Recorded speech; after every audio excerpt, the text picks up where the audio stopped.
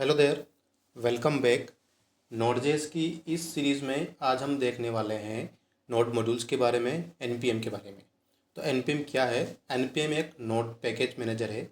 Package manager in the sense कि आपके project में जो पैकेजेस यूज़ होने वाले हैं उनको मेंटेन करने के लिए एनपीएम का यूज़ किया जाता है। तो एनपीएम क्या करता है, आपको एनपीएम का यूज़ करके आप डिपेंडेंसीज को इंस्टॉल कर सकते हो, उनको मैनेज कर सकते हो, और जितनी भी लाइब्रेरीज हैं नोड नोड की वो सारी आप अपने प्रोजेक्ट में यूज़ कर सकते हो, इंस्टॉल कर सकते हो एनपीएम का यूज़ करके।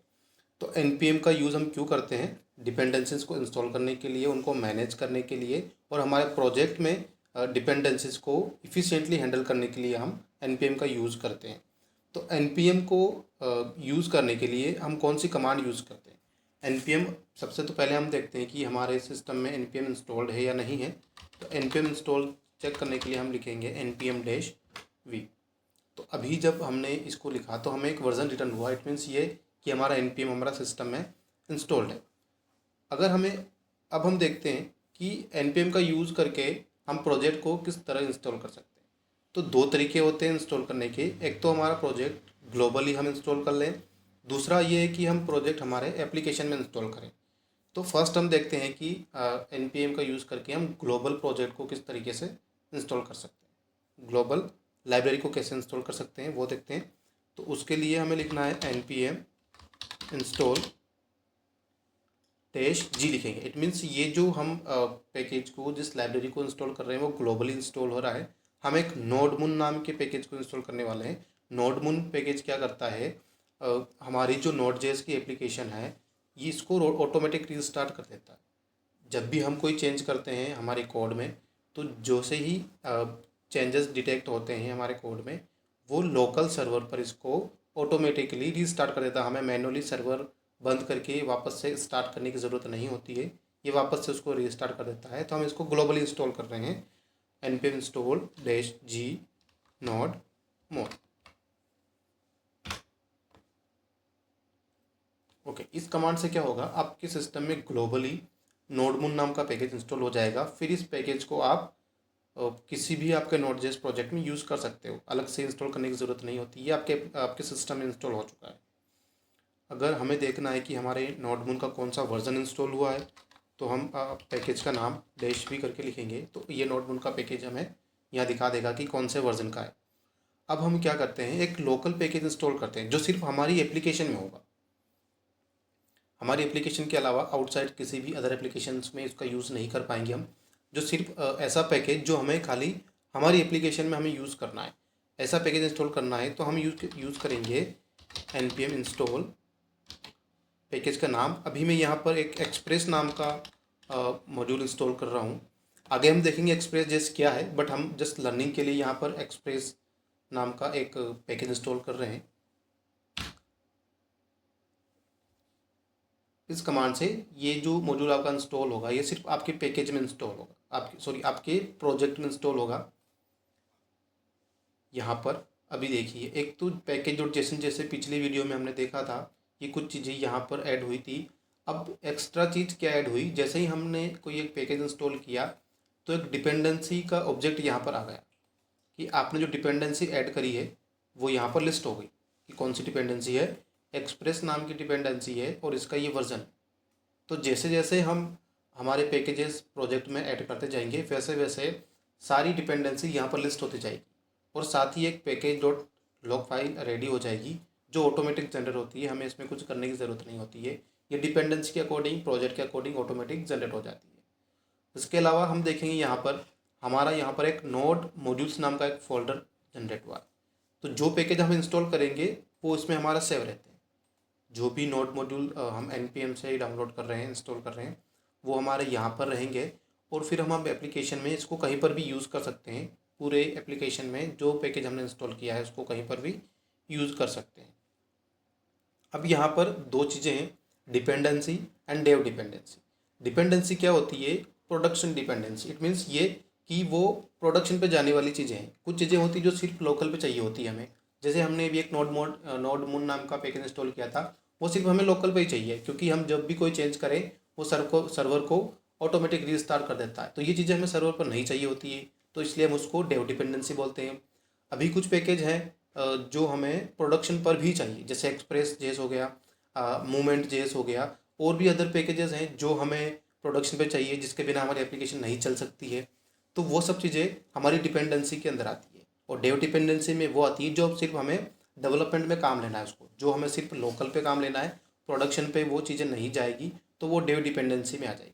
तो डेव डिपेंडेंसी में इंस्टॉल करने के लिए हम क्या यूज़ करते हैं, उसके लिए हमें कमांड यूज़ करनी है।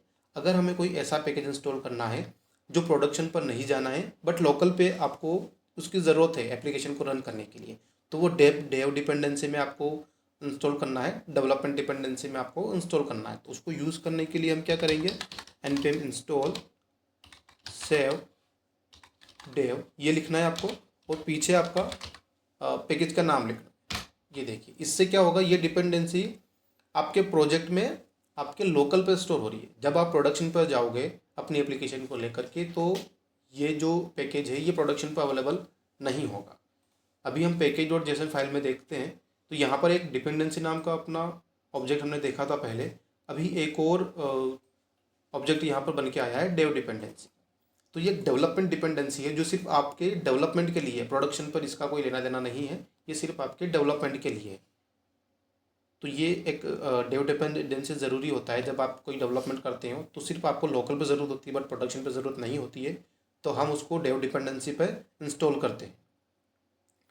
अब हम नेक्स्ट देखते हैं कि जो पैकेज हमने इंस्टॉल किया है अपनी एप्लीकेशन में, जस्ट लाइक एक्सप्रेस हमने इंस्टॉल किया है, तो एक्सप्रेस को हम अपनी एप्लीकेशन में कैसे यूज़ कर सकते हैं। क्योंकि हमारा जो पैकेज इंस्टॉल होके हमारे नोड मॉड्यूल्स के अंदर आ चुका है, तो उसको हम किस तरीके से हमारे एप्लीकेशन में यूज़ कर सकते हैं वो देखते हैं। तो हमें उसका इंस्टेंस बना लेना है जो हमारा पैकेज है। लाइक जैसे हमने एक वेरिएबल बनाया उसके इंस्टेंस के लिए, और हमने लिखा यहाँ पर जो हमारे मॉड्यूल का नाम है, जो हमारे पैकेज का नाम है, हमने यहाँ पर लिखा एक्सप्रेस। और एक्सप्रेस के कुछ फंक्शंस होते हैं वो हम यहाँ पर यूज़ करने वाले हैं। आगे चल के हम एक्सप्रेस का एक पूरा ट्यूटोरियल देखेंगे कि एक्सप्रेस किस तरीके से काम करता है, एक्सप्रेस क्या चीज़ है, हम इसको यूज़ क्यों करते हैं। हम यहाँ पर अभी जस्ट ये अंडरस्टैंडिंग करने के लिए कि जो हमने हमारे मॉड्यूल्स इंस्टॉल किए हैं वो किस तरीके से हम पैकेज में यूज़ कर सकते हैं, वो उसको सीखने के लिए जस्ट हम एक एक्सप्रेस का यहाँ पर एक एग्जांपल ले रहे हैं। आगे हम वीडियोस में एक्सप्रेस को पूरा टोटली समझने वाले हैं। तो यहाँ पर हमने इंस्टेंस बनाया था ऐप डॉट गेट, हम एक यहाँ पर गेट रिक्वेस्ट क्रिएट कर रहे हैं। ओके, ये दो चीज़ें एक्सेप्ट करता है, दो पैरामीटर एक्सेप्ट करता है, रिक्वेस्ट एंड रेस्पॉन्स। ओके, यहाँ पर हमें अब क्या कर देना है, वापस जो हमारी रिक्वेस्ट आई है ये वापस रिटर्न कर देनी है यहाँ से, हेलो नॉट जेस। ओके, नाउ हम एक सर्वर क्रिएट कर लेते हैं, web server app dot listen. हम एक पोर्ट भी यहाँ पर डाल देंगे 3000 कि 3000 नंबर के पोर्ट पे हमारा एप्लीकेशन रन होगा। पिछली वीडियो में हमने देख ही लिया है एक वेब सर्वर क्या है, पोर्ट क्या है, कैसे एक वेब सर्वर रन करता है, कैसे एक रिक्वेस्ट आती है, कैसे हम उसको रिटर्न करते हैं, सब चीज़ें हम देख ही चुके हैं।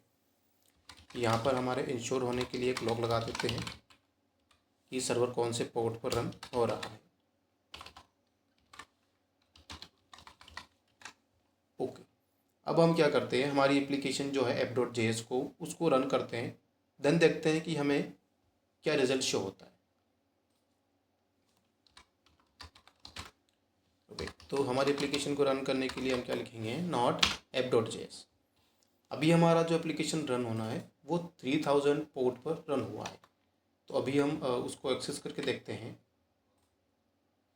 ओके, तो एक्सप्रेस जेएस का यूज़ करके हमने गेट रिक्वेस्ट बनाई थी। गेट रिक्वेस्ट में हमने वापस ब्राउज़र को एक रेस्पॉन्स सेंड किया, हेलो नॉट जेएस। तो इस तरीके से जो हमने हमारे सिस्टम में, हमारी एप्लीकेशन में जो हमने पैकेज इंस्टॉल किए हैं उसको यूज़ कर सकते हैं। जिस भी जो भी पैकेज का हमारा नाम है वहाँ पर इस तरीके से उसका इंस्टेंस बनाकर हमें उसका यूज़ करना है।